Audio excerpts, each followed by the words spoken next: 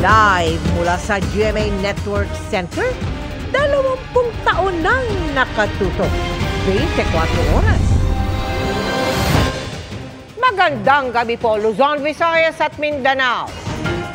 Magtipid pang lalo dahil may mahigit 2 pisong taas singil ang Meralco ngayong Hulyo. Katumbas yan ng mahigit 400 piso kung ang konsumo ng kuryente ay nasa 200 kilowatt-hour sa isang buwan.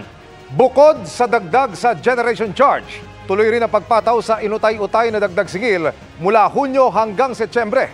Nakatutok si Maki Pulido. Mula sa 3 tindahan bago ang COVID pandemic, isa na lang ang natitirang pwesto ni Luisa. Humina na nga ang bentahan, napapaliit pa lalo ang kita niya ng buwan ng Meralco bill na abot sa 5,000 to 6,000 pesos. Dahil masyadong malaki nga po ang nakukuha ng kuryente. Negosyo man ng mga bahay, tataas pa ang bill dahil sa dagdag na 2 pesos and 15 centavos per kilowatt-hour sa singil ng Meralco ngayong Hulyo. Pinakamalaking ambag sa pagtaas ang generation charge. Nakasabay din sa pagtaas ng transmission charge, buwis at iba pa. Dahil dyan, tumaas sa 11 pesos and 60 centavos per kilowatt-hour ang kabuuang electricity rate ngayong Hulyo mula sa 9 pesos and 45 centavos noong Hunyo. Sabi ng Meralco, bumaba lang naman ang June billing dahil inutos ng Energy Regulatory Commission na gawing 4 na buwang installment ang dapat sana'y taas singil noong Hunyo. Kaya para sa July billing, bukod sa tumaas na ang generation charge, babayaran din ang deferred payment na 77 centavos per kilowatt-hour na ikakarga sa electric bill kada buwan mula Hunyo hanggang Setyembre. Meron na kaming disclaimer as early as last month na pagpasok ho ng July, anticipate nyo na po na malaki yung magiging pagtaas sapagkat babalik sa dating normal na level yung presyo ng kuryente plus yung sisingilin na deferred cost. Ang electricity rates depende sa konsumo mo ng kuryente. Kung higit sa 200 kilowatt-hour ang konsumo mo kada buwan, mas mataas din ang singil.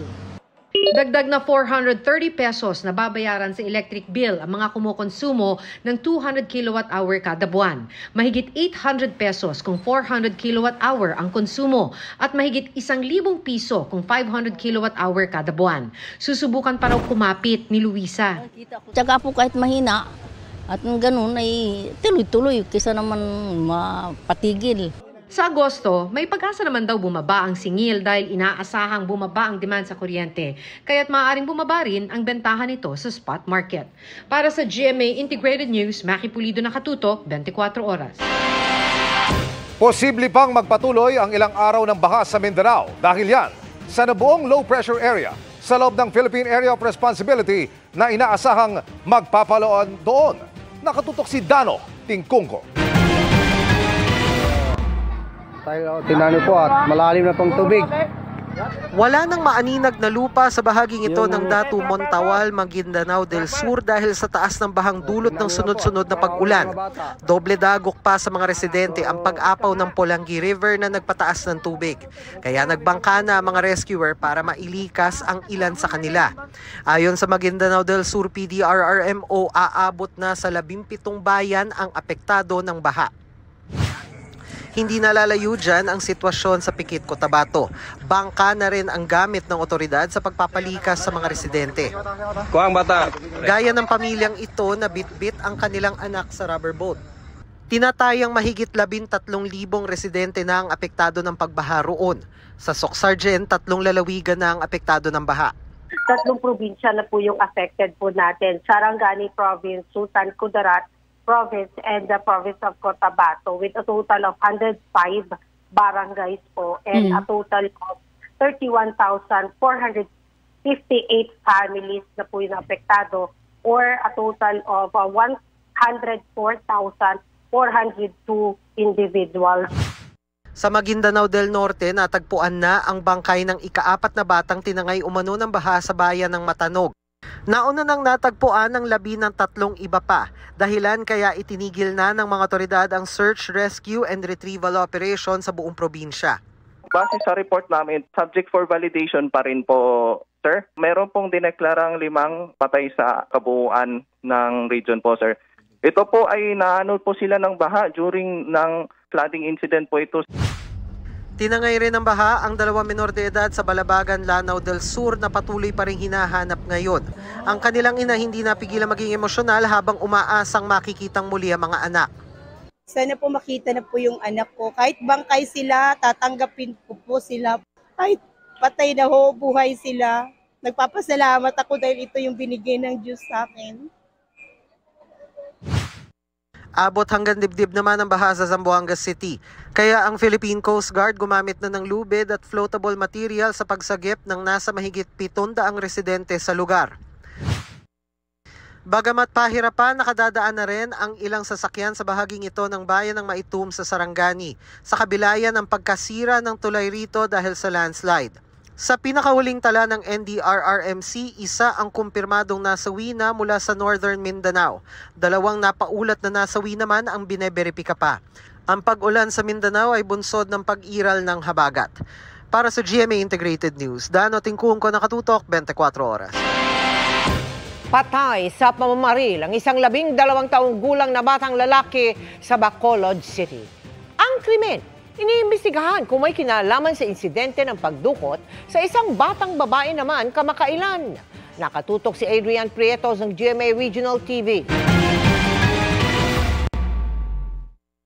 Patulog na sana sa gilid ng kalsada ang 12 anyos na si alias Toto nang pagbabarilin sa ulo ng di pa kilalang salarin Sabado ng madaling araw.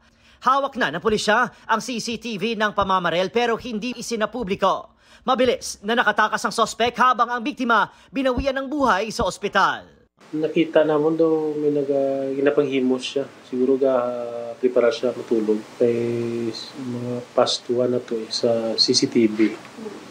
Then suddenly, mga 1:30, naman na to may nakita kung may isa katao nagtiro sa iyo.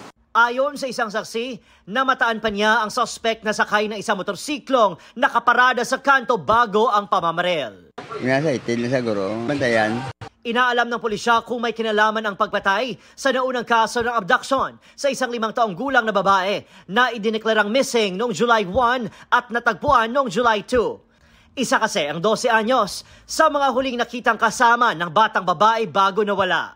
Kasama rin niya ang mga matatandang sinampahan ng kasong rape matapos ang medical examination sa batang babae. May mga instances nga ang bata ginasugo ni siya sa illegal activity. Sa itong legal age nga ginfilean abduction dito. So mga gulo na hatanaw naton. Saglit na inilagay sa kustudiya ng DSWD ang 12 anyos na lalaki pero pinalaya rin nang makita ang batang babae. Palaboy-laboy ang biktima sa kalsada sa Bacolod City. Siyang bata, gin-turnover nila sa PSSD. May takabalong ako na nung rason nga nakagwa siya. Siya man ako, no? Kaya iloy niya mismo na-confirm man. Sinikap ng GMA Regional TV na kuna ng pahayag ang makaanak ng biktima ngunit hindi pa sila nagpaunlak ng panayam. Mula sa GMA Regional TV at GMA Integrated News, Adrian Prietos, Nakatutok 24 Oras.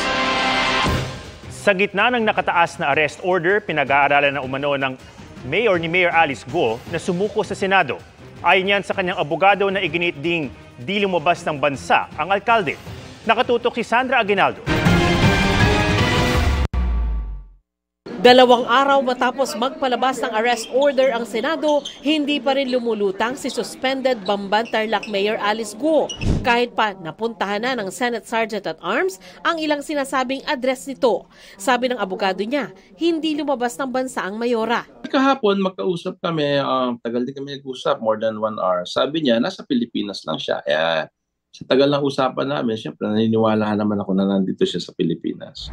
Kasama sa pinag-iisipan ni Guo ang pagsuko sa Senado na maaari raw i-timing sa susunod na pagdinig sa July 29. She is contemplating kung kailan siya at paano siyang susurrender sa jurisdiction ng Senado. Kung atin mag-susurrender siya ngayon, matagal siya madidetain hanggang sa next hearing, which is I think July 29. Kung dadalo siya, siyempre, during the hearing na.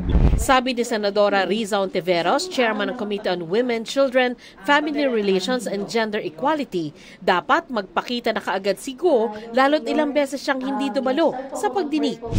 Tanging si Nancy Gamo na sinasabing accountant ni Guo ang naaresto ng Senado. Binatikos din ni Ontiveros si Guo sa pagpo-post nito sa Facebook kamakailan. Isa sa sinabi niya sa post, Pilipino siya at mahal na mahal umano niya ang Pilipinas. Pero burado na ang kanyang profile. Mayor Alice Guo o Guo Huaping, kung nakakapag-Facebook ka, siguro naman kaya mo nang humarap sa Senado. Ginamit mo pa ang Facebook para sa pagpapakalat ng fake news na Pilipino kayo. Hindi ka Pilipino, nakakainsulto sa mamamayan na ginamit mo ang nasyonalidad namin para magpayaman, manloko, at magpasok ng mga pogo na puro krimen ang dala sa bansa. Ibinahagi rin ni Ontiveros sa media ang impormasyon aniya mula sa Anti-Money Laundering Council o AMLAC. Sabi pa ni Ontiveros, ang kumpanya ni Guo na Baofu may direktang transaksyon sa account ni Hong Jiang, kapatid ni Michael Yang na dating economic advisor ni dating Pangulong Rodrigo Duterte. May transaksyon din daw ang kumpanya ni Guo sa incorporator ng Hong Sheng, ang pogo na ni-raid sa Bamban. Who is Hong Jiang, you may ask? Kapatid po siya ni Michael Yang. Yes, the same Michael Yang na dating economic presidential advisor kuno ni Duterte. In short, the money of Michael Yang's brother was used to fund Hong Sheng, the raided Bamban Pogo. Dagdag pa ni Ontiveros, si Hong Jiang ay may kaugnayan naman kay Gerald Cruz, incorporator ng Pogo sa Banban at isa rin sa incorporator ng Pharmally Biological. Naging kontrobersyal ang Pharmally noong administrasyong Duterte dahil sa issue ng overpriced na medical supplies. Sabi ko nga, mukhang one big happy Pharmally pala itong mga Pogo at Pharmally members. Baka nga itong Pharmally pala ang farm na kinalakihan ni Alice Guo. Puwera biro. Our Senate Committee on Women, Children, Family Relations, and Gender Equality will continue to dig deeper. Wala pang pahayag ang kampo ni Michael Yang sa mga pahayag ni Ontiveros, pero nauna nang sinabi ni Yang na wala siyang koneksyon sa illegal na pogo. Para sa GMA Integrated News, Sandra Aguinaldo, Nakatutok, 24 Oras. Pasintabi po sa mga naghahapunan, naagnas at nakagapos ng matagpuan sa Laguna ang labi ng babaeng isang buwanang nawawala sa Metro Manila. Narito ang aking pagtutok. Mag-aalas 12 ng hating gabi noong Biyernes, natagpuan sa isang masukal na lugar sa Barangay Santa Cruz, Bae, Laguna, ang bangkay ng isang babaeng isang buwanang nawawala sa Metro Manila. Nag-coordinate po dito ang NBI team, si Attorney Valencia, regarding raw sa information sa follow-up investigation nila regarding dito sa missing person na nawawala noong June 10 sa Quezon City. Kanina, binalikan namin ang crime scene. Humigit kumulang 500 metro ang layo mula po sa main road kung saan ako nakatindig ngayon, sinasabing natagpuan ang bangkay ng biktima. Doon po sa looban na iyon, pumasok ang mga kagawad ng National Bureau of Investigation para i-recover ang bangkay Biyernes ng hating gabi. Ayon sa NBI, naaagnas na ang katawan ng naturang biktima na nakagapos pa ang paa. Walang nakatira malapit sa crime scene kaya sinasabing wala rin makuhang informasyon para makatulong sa investigasyon. Gubat po, masukal, ayun madamo. Meron nung nakatira dyan? Wala po. Lumang basurahan ito, pero wala na pong nagtatapong ng basura dito. So, may mga na nakatira pero medyo medyo malayo na po siya doon sa mismong pinagtapunan ng pinakuhanan ng bangkay. Pinakremate na ang biktima at dinala ang mga abo sa Quezon City. Ayon naman kay Police Brigadier General Cosme Abrenica ng PNP-AKG, kinumpirma na ng kaanak ng biktima ang pagkakakilanlan nito. Sa ngayon ay nagsasagawa pa rin daw ng investigasyon ang Lead Investigation Unit na NBI. Para sa GMA Integrated News, Emil Sumangil, Nakatutok, 24 Oras.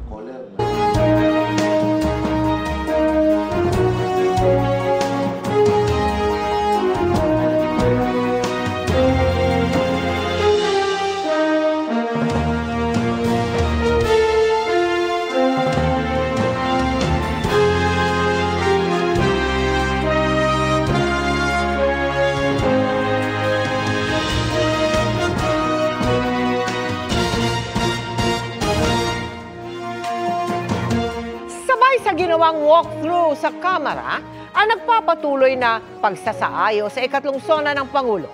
Isa sa mga inaayos, tumutulong kisame ng session hall ng Kamara. Nakatutok si Tina Panganiban Perez. 20 million pesos ang nakalaan para sa paghahanda para sa SONA ngayong taon. Ilang buwan na ring nagsasagawa ng repairs ang Kamara. Pero bakit isang linggo bago ang SONA? Tumutulo ang kisame ng session hall. Sir, yung kisame sa session hall tumutulo? Ready na. Sir, ready ba yun? Tumutulo? Ma-address lahat yan. Sa gitna ng paghahanda, ang pagtitiyak ng Secretary General ng Kamara at ng PNP, walang banta sa SONA. Everything all set. Wala na pong problems. Wala nang problema. Malayo man to, what happened to former President Donald Trump? Mag-iigting pa ba tayo ng security? Wala. Addition. Everything all set, all ready. We're almost at the final stage po ng ating preparation. Kung meron man pong minor adjustment with respect sa ating paglatag po ng securities. At on the part of the PNP, pagdating po sa preparation po ng SONA, handang-handa po ang inyong pangbansang pulisya, kasama po ang Armed Forces of the Philippines and Philippine Coast Guard. Kanina nagsagawa ng walkthrough ang Interagency Committee na naghahanda para sa SONA, mula sa pagdating ng Pangulo sa rear entrance hanggang sa pananatili niya sa holding room, hanggang sa pagpasok at pag-alis niya ng session hall. Para sa GMA Integrated News, Tina Panganiban Perez, nakatutok 24 oras.